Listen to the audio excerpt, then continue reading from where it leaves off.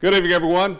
Welcome to this special edition of WALB News 10. I'm Jim Wallace. And I'm Carla Heath Sands. It may be hard to believe, but it's been exactly 1 year since Hurricane Michael ravaged southwest Georgia, Florida, and parts of the Carolinas. Hurricane Michael was swirling at 160 miles per hour when it slammed into the Florida Panhandle.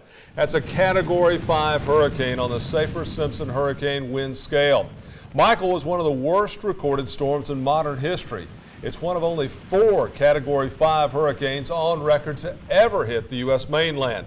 The last one was Hurricane Andrew, which hit South Florida and Louisiana back in 1992. Now, the storm passed over western Cuba as a Category 2 hurricane before making landfall near Mexico Beach and the Tyndall Air Force Base in Florida.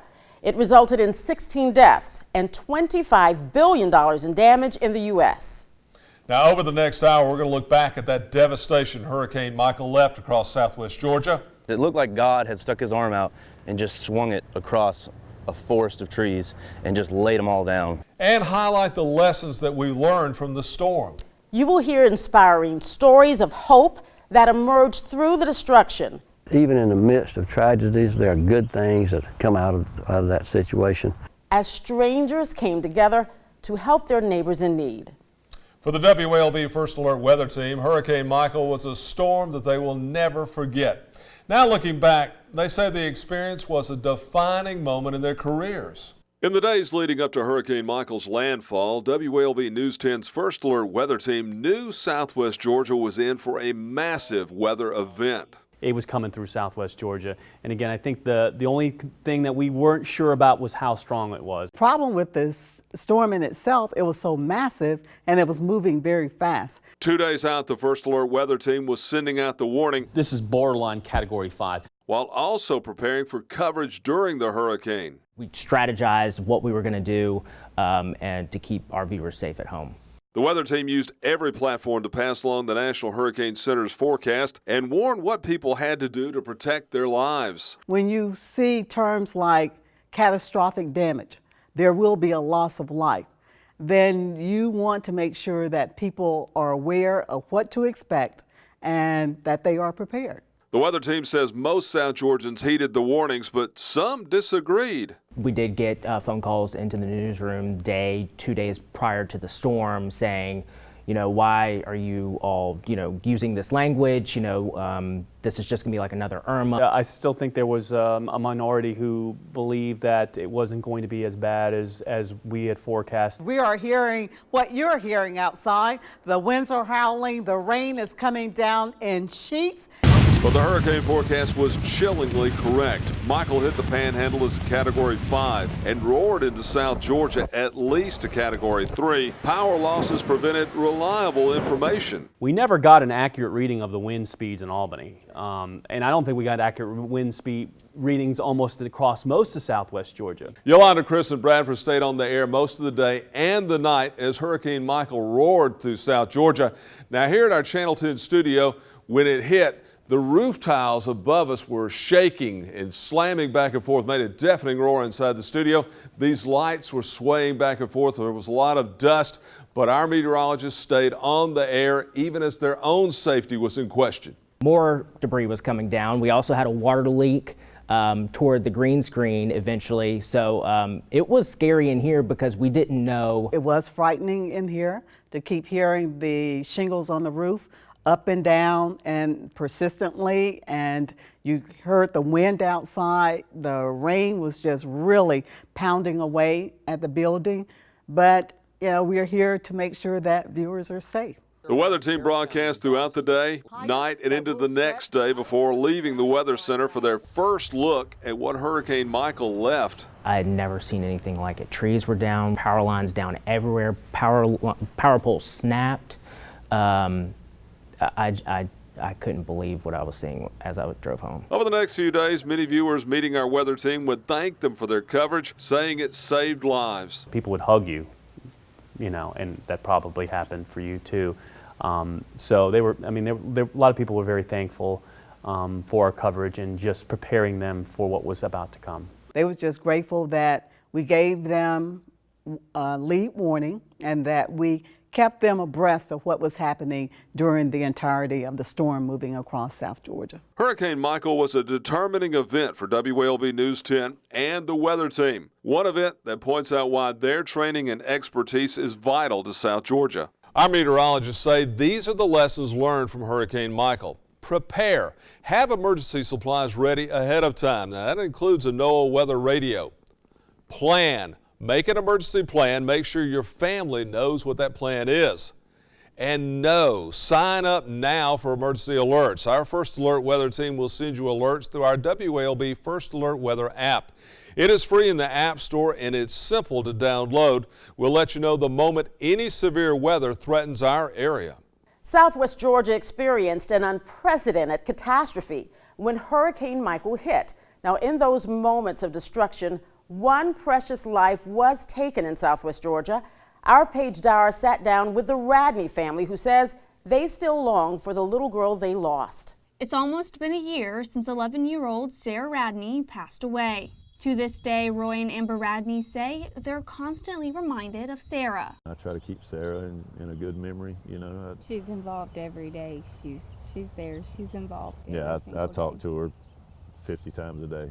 Roy was Sarah's stepfather. He says talking about what happened hasn't come easy. For the first couple months, every time I thought of it, which was a million times a day, you know, it would take my breath, my heart would sink. Sarah was at Roy's parents' home in Donaldsonville during Hurricane Michael when a carport blasted through their home, striking Sarah in the head. She wouldn't survive her injuries. And when the Radneys arrived, Roy says he couldn't bring himself to go inside. I didn't want to be there. It was a place, it was the last place I ever wanted to be at that moment. But this wound heals a little more every Sunday when they visit Sarah's grave. I love talking about her. I love remembering her and looking at her stuff. I look forward to it every week. That's kind of my thing. Her grave, decorated with the brightest flowers and her favorite animal. There's a little scarecrow and a pumpkin out there, so we try to keep her up to date, you know what I mean? A year later, and they say their family is closer than ever, but they say it couldn't have happened without the tremendous amounts of love and support. Expose yourself to as much kindness and giving as you can, because especially in a trying time like that where all you see is hurt and you're kind of angry, you need the good. In Cairo, Paige Dyer, WALB News 10. Kindness that shone through the most in the wake of Hurricane Michael. For some, it was a calling to help their community. For others, it was a call of duty. Next, meet the men and the women of the National Guard who worked tirelessly for weeks to bring a sense of security to South Georgia. What I loved most was seeing that, you know, people of all different races, different backgrounds, rallying together to help one another. Like, I really do believe that Hurricane Michael brought unity, not only to Albany, but to all the counties that, you know, we covered. It was, you know, folks from Albany going to Early County, or folks from Bainbridge going to Seminole County. Like, you know, it was a South Georgia effort. Everyone helped one another.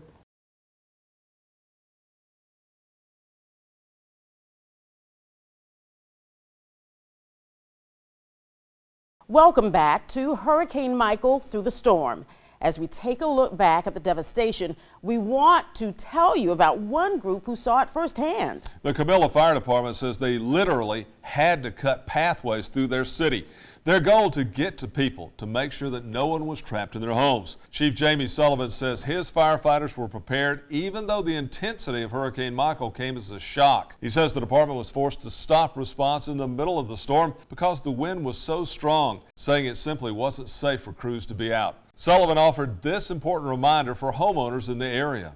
That you make sure you cut your main power disconnect off, and your gas, if it's natural gas and or LP gas, make sure that you cut the valves off that feeds your home the gas and electricity, because after the storm, if you receive damages, that could make it in a worse situation. Chief Sullivan says his firefighters train constantly to ensure they're ready in case another storm like Michael comes through our area.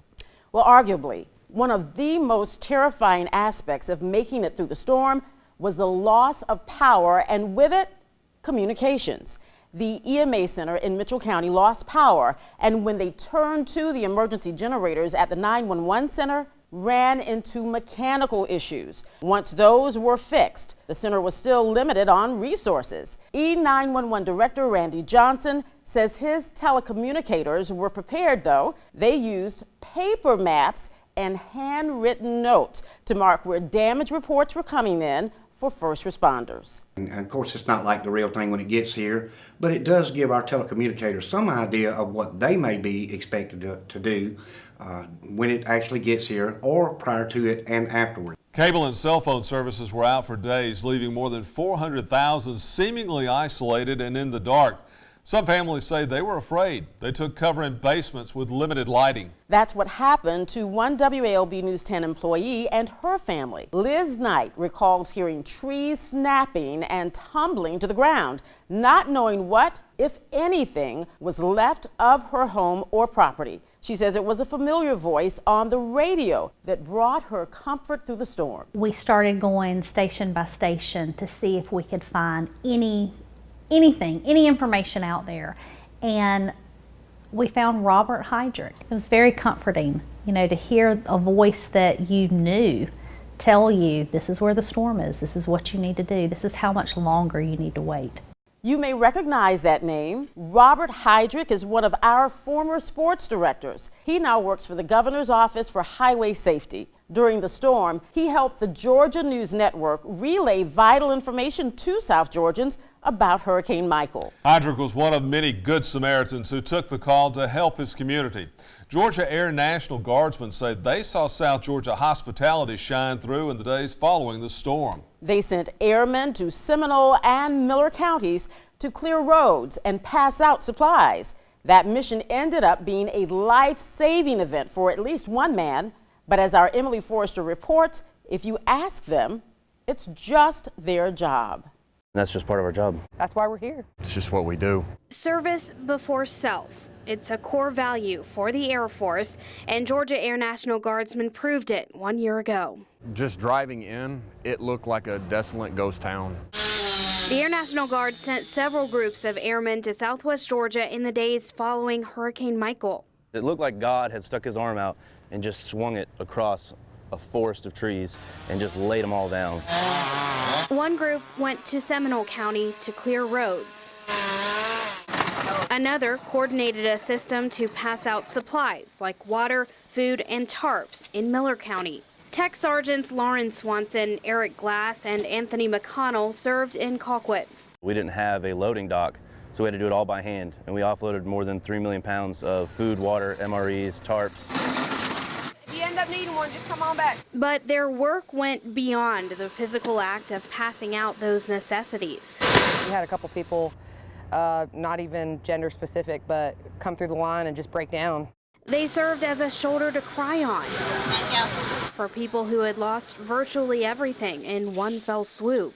Heartbreaking because a lot of them get really emotional when they come through the line. Just days after the hurricane, Tech Sergeant Swanson put the service before self mantra into action. I saw a gentleman kind of slumped over in his riding mower, and there was a massive oak tree that had basically split his house in half, and he didn't look too hot. She turned around to help. He was sheet white, sweaty. After learning the man didn't have water, food, or his medication, they got him some supplies. He didn't have anything, and he just progressively looked like he was getting worse and worse, so we called 911. That action likely saved the man's life, according to Georgia National Guard leaders.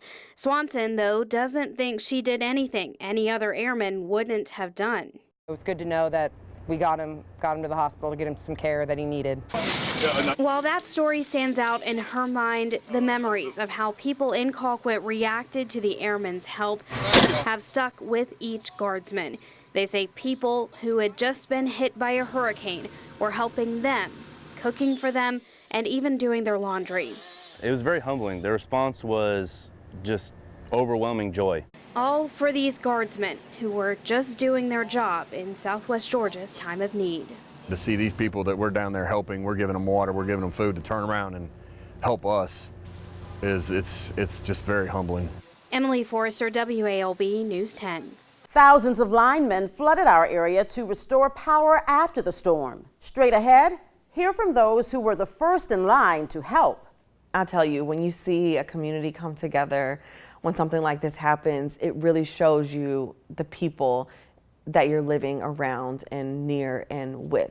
Like I was saying, the chainsaws, that was a sound that I still remember vividly, because people were just coming out and helping people that maybe they didn't know, or maybe they did know, a neighbor, a friend, or a family member, or just a random stranger, cutting down trees that may have fallen down in their homes, helping people get to where they need to be, food given out to different people who didn't have it. I saw that, those efforts come together really quickly.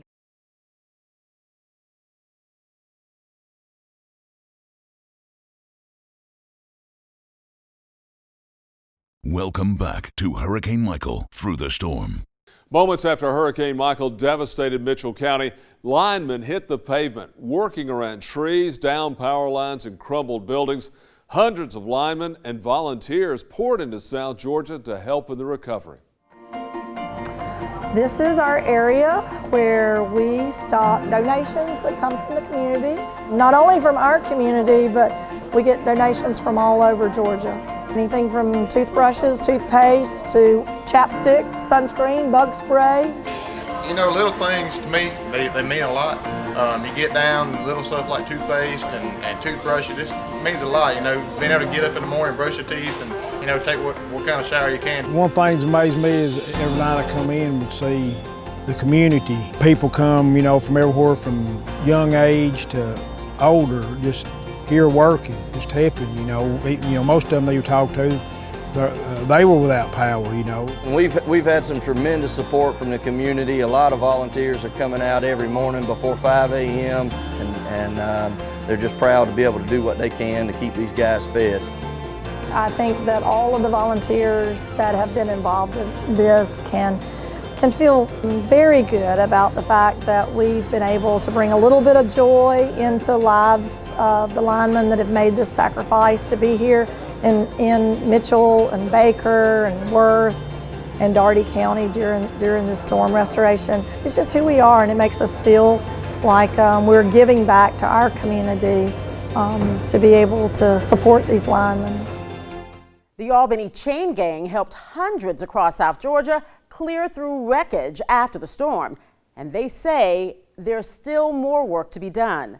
The group tells us they got over 3,000 phone calls from people in need of help. They worked on over 450 damaged homes from last October until June of this year, chopping and clearing massive trees. The volunteers clocked over 5,000 hours. They say although they also suffered during the storm, it was important to help those who needed it most. The veterans, the people that have, given their lives to our country, the people that are lower income, that they don't have any other means to be able to help themselves. That's really, I think our heart and our passion to be able to go and help them and be able to take care of them and make sure that they're okay, because they don't have the resources to do that themselves. Right now, they have less than 30 people who are still in need of help. We're told that they will resume assisting victims later this fall when the weather cools off. Hurricane Michael left a lot of physical damage across the community, but as we continue to clear away the debris, psychiatrists say it's also important to take stock of the emotional damage that storm could have caused. Health leaders with the Daugherty County school system say they saw an influx of students with storm-related anxiety after Michael. They say students showed signs of stress, anxiety, and trauma. Many were without water and electricity, or they were displaced. Behavioral specialists say they used various platforms to help students share their stories and process the trauma so they could begin to heal. It's a matter of helping students regain that equilibrium, that sense of normalcy, giving them an opportunity to let them come back to a safe place. Some students' homes were totally destroyed and unlivable now. So school helped to create an anchor for them. Health leaders say they have already seen the same fears and behavioral changes in kids this hurricane season. Right now, they're trying to help students cope and hope that they learn not every storm will bring about destruction. It may just be rain showers with some thundering and lightning. Of course, you're going to have some tense students, some stressed students. So just helping them to relax, teaching them mindfulness activities, teaching them ways to relax. helping them understand that being at school is a safe place. Behavioral specialists recommend talking to a psychiatrist if you see signs of storm-related anxiety or trauma in your children, or if you experience it yourself. I think we can all agree Hurricane Michael left a deep, lasting impact on everyone around us. For our reporters, it was a true test of their abilities. I think this station works as a team. It's a family. And, moving forward in that's the best way that I could describe it. When we come back, a one-on-one interview with WALB News 10's General Manager Bruce Austin about the role Hurricane Michael played in shaping young journalists. And so having that kit together, having water, having food that you can eat that's not going to go bad for a couple weeks. I mean, it sounds extreme, but we found out in Seminole County it took a couple weeks to get power back, and so it's not extreme. And having a way to get notified too, because this was something we had prepared for several days.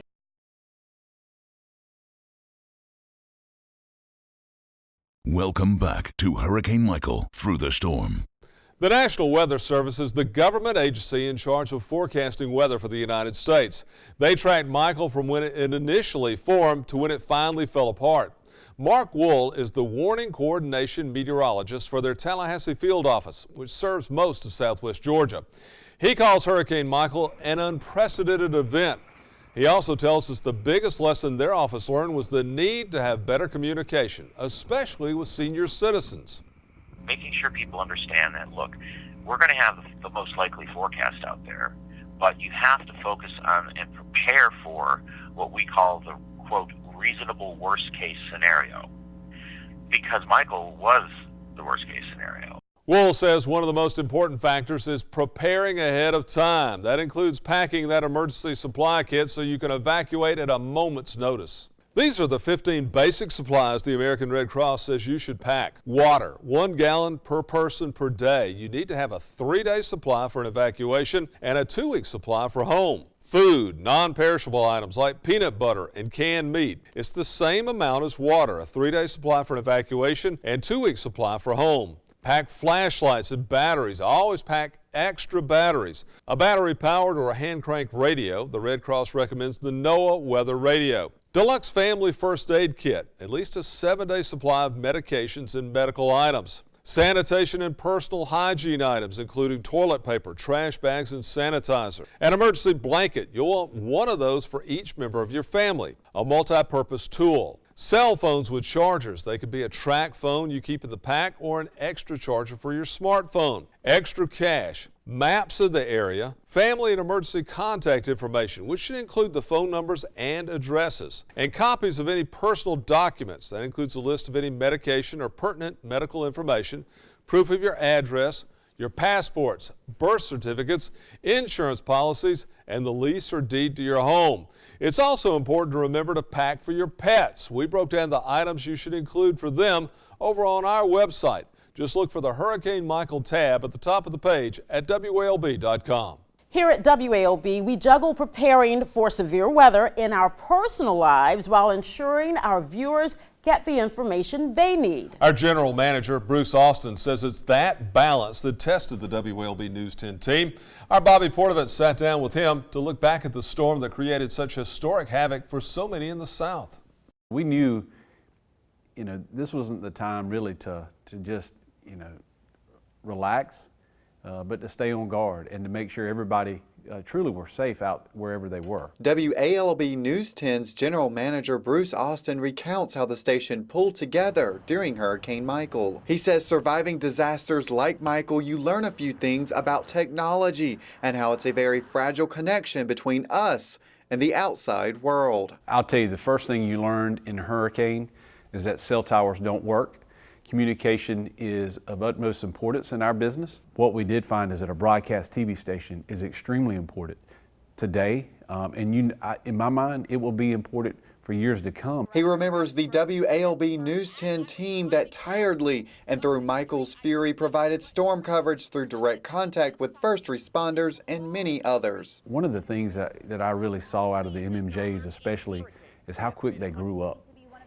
We do have a lot of young MMJs here, a lot of young reporters, and when they after that storm, it's almost like they took a step forward in their career a little bit, because they know now how to do things and to stay safe, but also they know what their main job is, and that's to inform our public about things that are going on around them. One of his proudest moments comes from the First Alert team that saved lives. They sacrifice their family time to protect our people.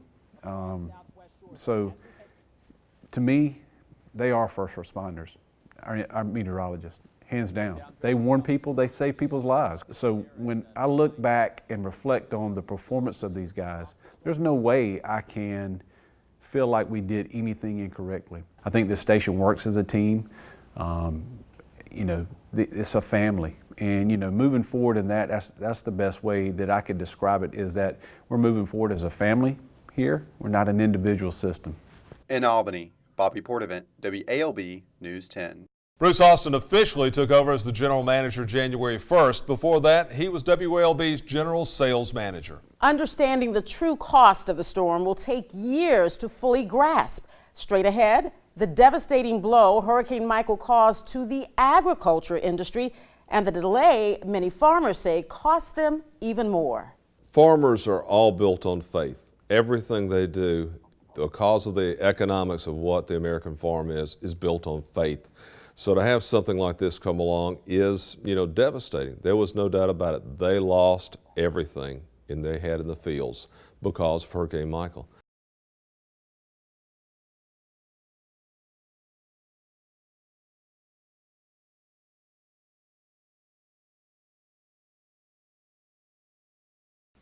Welcome back. You are watching a WALB special, Hurricane Michael Through the Storm. Some people lost their family homes, precious memories, and sense of safety. But there's one impact of the storm that carried a much heavier blow to the entire state. Georgia's top cash crops were ravaged. Farmers lost billions. Many say they will never recover. From peanuts to pecans and vegetables, the economic damage racks up to nearly $2.5 billion in Georgia alone. Cotton is the top row crop in the state. The Georgia Department of Agriculture estimates less than 15% of it had been harvested before the storm. Coming off the heels of Hurricane Irma, farmers hope to use the 2018 growing season to bounce back. Some agriculture experts argue that pecan farmers were impacted even more than the cotton industry. It takes at least a decade for pecan trees to get back in production. Since many farmers were forced to wait 11 months for the government to release federal disaster relief funding, they say they are now another year behind. Now, our Marilyn Parker shows us how one farmer in Mitchell County was able to move forward despite the delay in funding. Because if you do this, Miley Adams calls it the perfect storm. it was just a mess.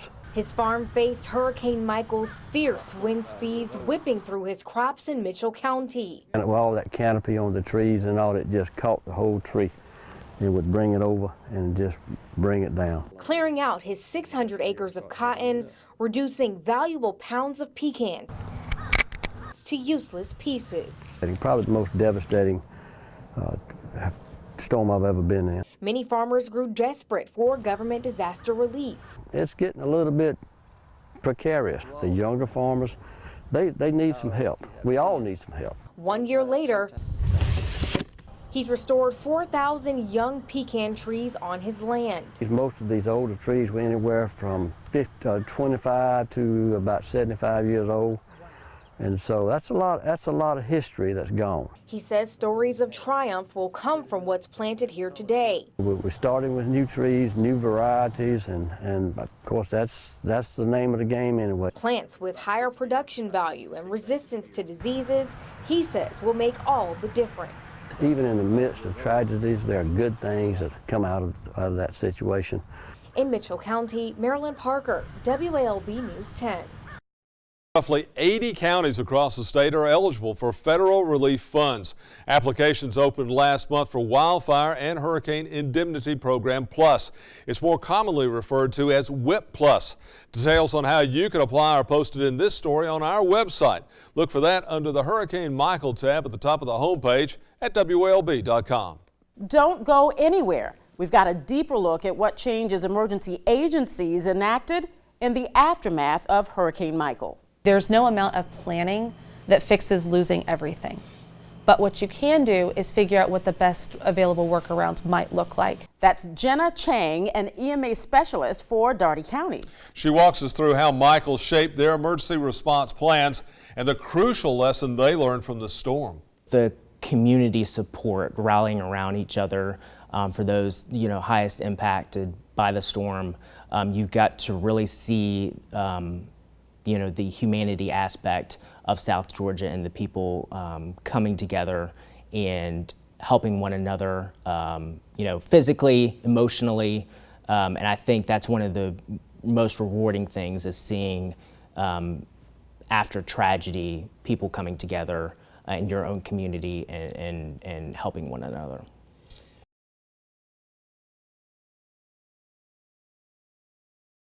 Welcome back to Hurricane Michael Through the Storm. Albany is no stranger to storms, and the city's level of preparation before Michael proved it. The city has a warehouse full of supplies. It contains everything from sewer pipes to electrical wires and even toilet paper. It's all meticulously organized so linemen or crew members can run in, get the material they need, and get back on the road. City leaders say that level of organization helped them restore power quickly after Michael. Every time they even go through small storms, we're learning new things to make things more efficient and to help our customers, because we understand that our customers need the power for their hospitals, for their schools, for breathing machines, and we want to make sure that we have a good stock within our warehouse to take care of our community. Nichols says the warehouse played a vital role when crews from other cities came to assist. Albany linemen could show the helping crews where to go to get them out in the city as quickly as possible. Dougherty County Emergency Operations staff began preparing for Hurricane Michael a week before the storm blew into South Georgia. Our Bradford Ambrose sat down with the county's EMA specialist to find out the lessons their department learned in Michael's aftermath. Snapped trees, down power lines, and trees toppled on homes. This is just some of the damage Dougherty County saw in the wake of Hurricane Michael. The first thing that kind of went through my mind was, okay, here we go again. Jenna Chang is the EMA specialist for Dougherty County. Chang says they took what they learned from the 2017 straight line winds, tornadoes, and Hurricane Irma and implemented them for their Hurricane Michael response. Among the improvements were better communication with the public and improved logistics. The county also knew what type of help it would need after the storm, so they reached out for early assistance. And what that allowed us to do is make a lot of requests of the state before landfall. We knew they couldn't send it to us, but if we requested what we knew we would need should we have the impacts we anticipated, we wanted to make sure that we were close to the front of that line so that our community didn't have to wait. But according to Chang, there was one thing the county could not foresee: the county losing all of its infrastructure. You can make contingency plans for losing your main source of communication or your secondary source or both of those, but we literally lost every type of communication we had. Chang says they had to resort to pen and paper and driving to send and receive messages. There are some disasters that are so large scale that you're gonna struggle through them. That there's no amount of planning that fixes losing everything. But what you can do is figure out what the best available workarounds might look like. And one of those workarounds is a different radio system. The county is looking at a system that uses another source of technology that would provide better coverage. None of these things are foolproof, none of these things are guaranteed, but the more redundant communication we add to what we have available to us, the better chance we have that something will work. I'm Bradford Ambrose for WALB News 10. Chang hopes some of the things they learned will spread out into the community so everyone can better prepare themselves for the next natural disaster. 1 year after Hurricane Michael, some neighborhoods appear as though nothing happened. Others look like the storm rolled through just last week. Straight ahead, the efforts the crews continue to make to help push the community forward on the road to recovery. I think South Georgians now take storms very serious. They know that not only do they need to be prepared, but they need to keep up with rapidly changing weather conditions. Many times, if things change so rapidly, you don't have the opportunity to stop and think about what am I going to do. That's why it's so important to make sure that everyone has a plan for protective action and that they practice it with their families. In the event that these storms pop up with very little notice or any warning at all, that way everybody knows immediately what to do in order to save their life.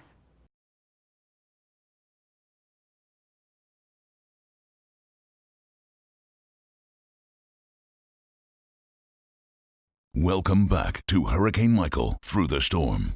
A year later, and the toll Michael took on the Albany community is still prevalent. You can see it in the tarps still on roofs and the stumps still in yards. Our Grayson Passmore tells us the story of a woman still waiting for home repairs.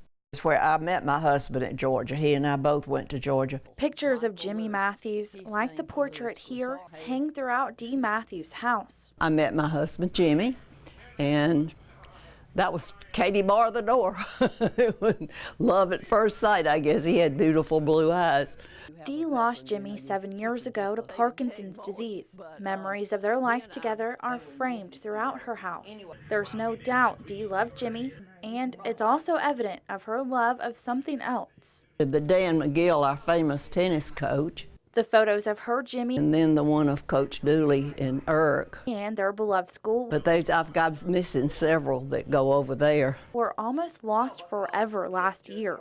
We go through a lot of, I think, thunderstorms and heavy rainstorms here in South Georgia, but nothing compared to that.